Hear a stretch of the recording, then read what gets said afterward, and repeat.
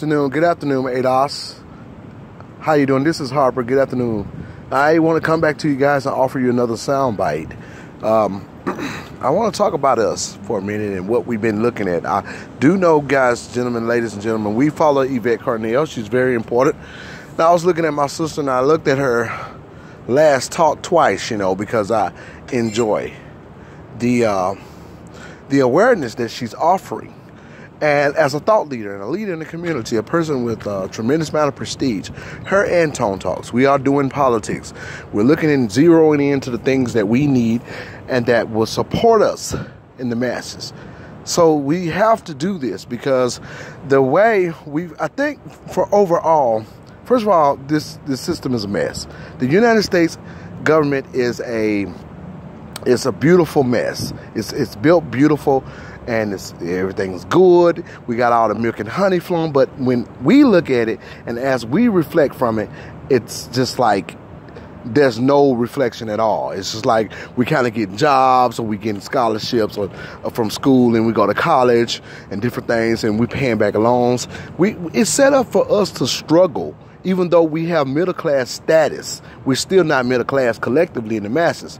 So I think what we've done is we, as ADOS and the American descendants of slavery, even if we haven't joined ADOS, but we still are descendants of slaves, we have bought into the illusion of a community, of a success, of a social success.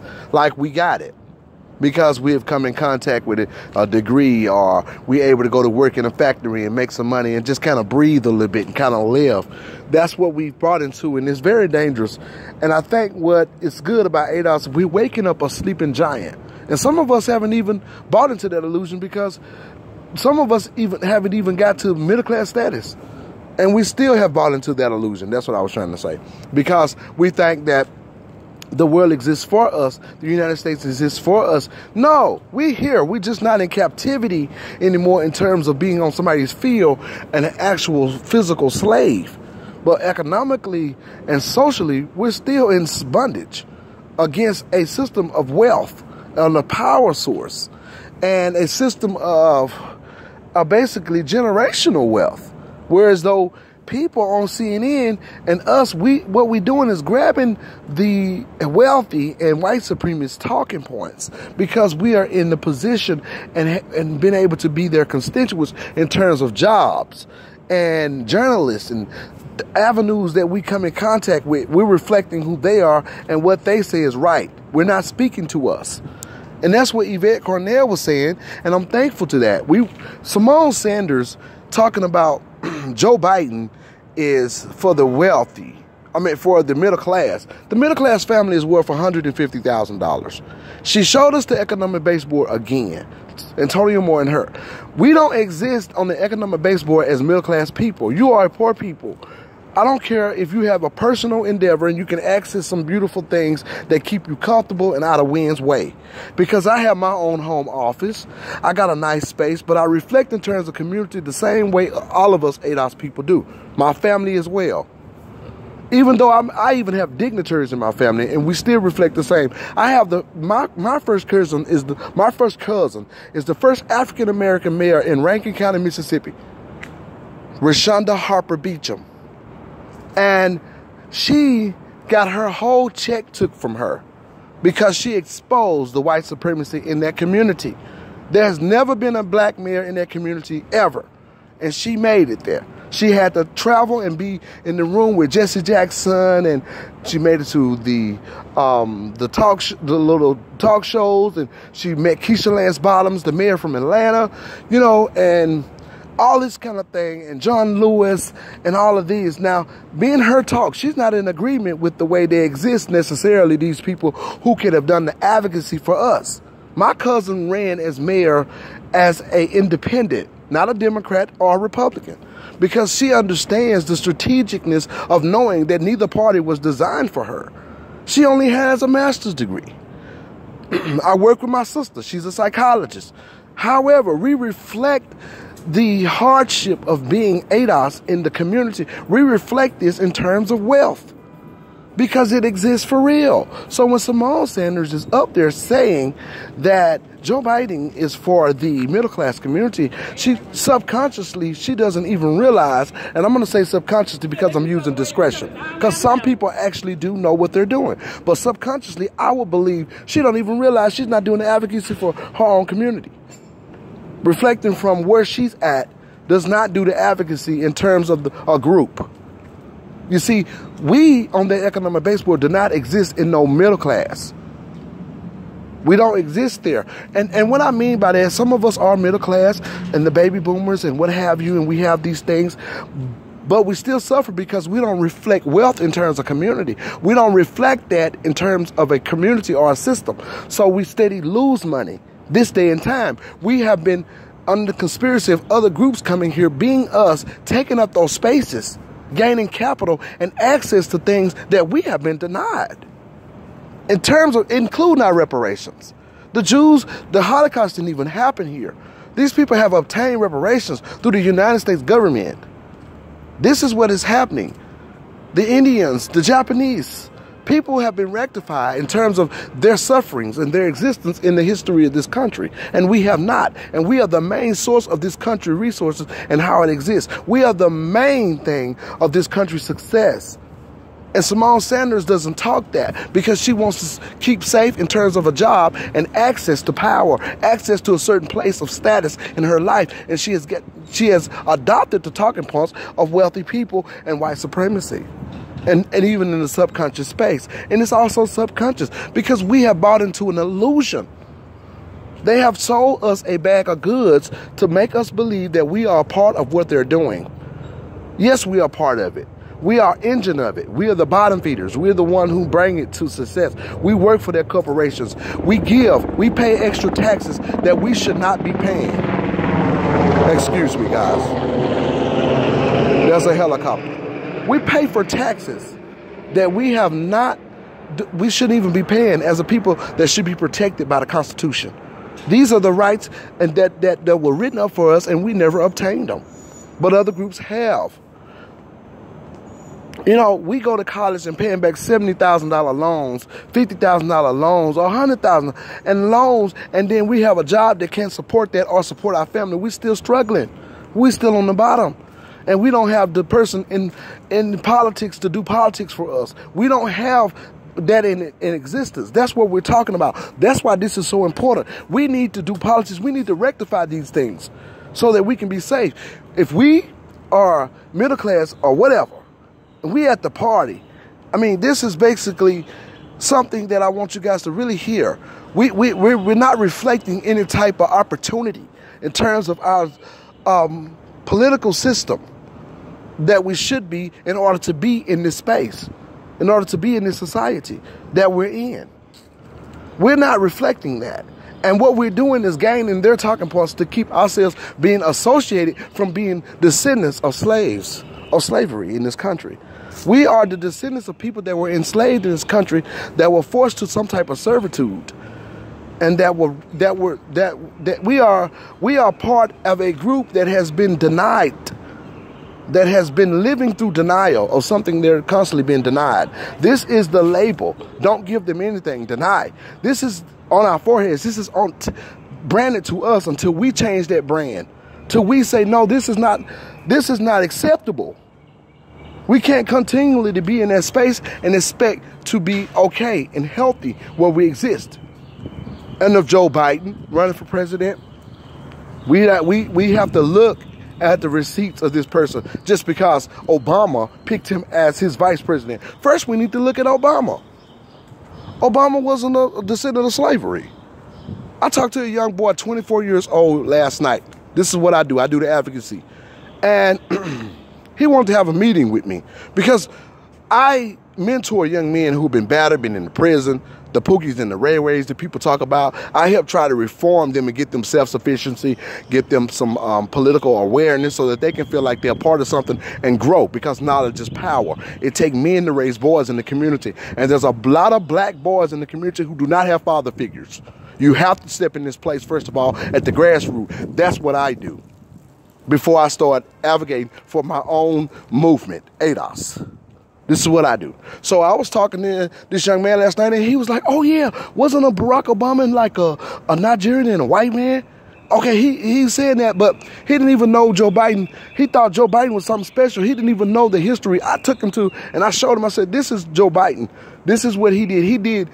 Joe Biden is basically a white supremacist that was basically like he's not open with it, basically.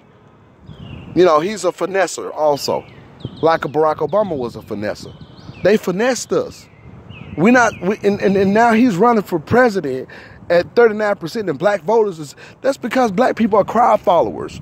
We don't do the politics. We don't pull it apart. Joe Biden didn't want Martin Luther Jr. King to have a holiday. Joe Biden said that black people were too damaged to be rehabilitated. So basically, when Simone Sanders is promoting him, he's basically trying to take care of the people who he feels that are not damaged.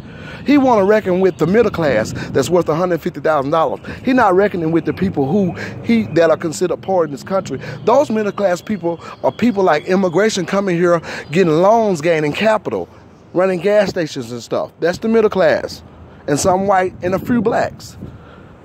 He's not advocating for the needs of the people who are voting for him or that he wants to vote for him. He'll show up at a black church or something like that, but we're going to push him out the way. First and foremost, we got to get rid of that. That's a threat and a danger. However, I want to let you know that my experiences has been a lot of experiences. So I have personal experiences. When you do business and you do politics and you work for agencies or organizations or private organizations or community, you see a lot of things. You see a lot of racism. You help people find lawyers. I've helped people find lawyers. I've been in court regarding race issues where people have created hostile environment, work environments, all of these things. So one of my subscribers was telling me to share some of these stories, and I'm going to do so because it will be more effective at the grassroots so people understand exactly where a lot of us coming from. And I want to do this. I've been a part of racism. You know, people have been racist against me, where I had to take them into court concerning how they respond to me and my due diligence of what I'm proposing.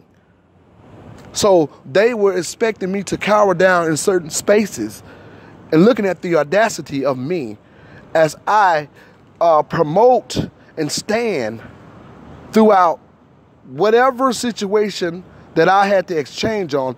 A lot of these people that I have dealt with was confused by my audacity, like it was something wrong when it was actually right. In these situations, I won.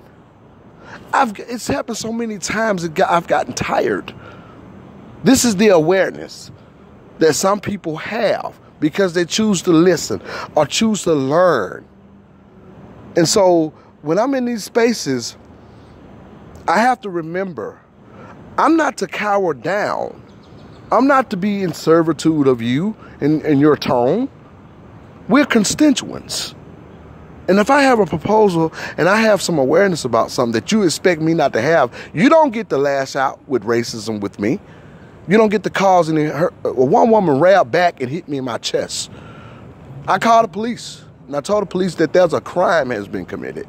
She was 70 years old, and that's why they thought she would get away with it. And I told the police, I said, if I had hit this woman or anybody, a black man that was 70 or 60 had hit a white woman, they would put him in handcuffs. I said, this is absurd.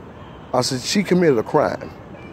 I said, she didn't like what I was saying, and she didn't like the fact of the matter is that I did the work in a situation, and I got the success of it, and she didn't like it, and it made her look bad because she did not do her work, and she didn't have the best interest of the people concerning what we were doing.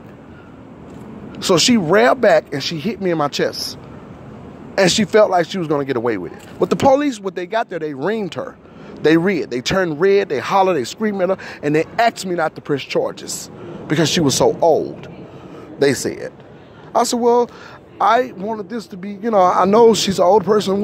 That's what hurt me the most is the fact that she's old enough to be my grandmother, my great-grandmother, or something like that. I don't know, my grandmother. But she broke the law, and she's racist. She practiced racism, and she's prejudiced, and she's a bigot. And she does it all the time. And this is not her first rodeo of doing so. But when she hit me, I didn't hit her back. First of all, she's a woman, and she's older. But you don't get to hit me, and the law doesn't reckon with you. So the police, they yelled at her, and they screamed at her, and she felt bad about what happened. But this is what I was supposed to do. And I took her into the court.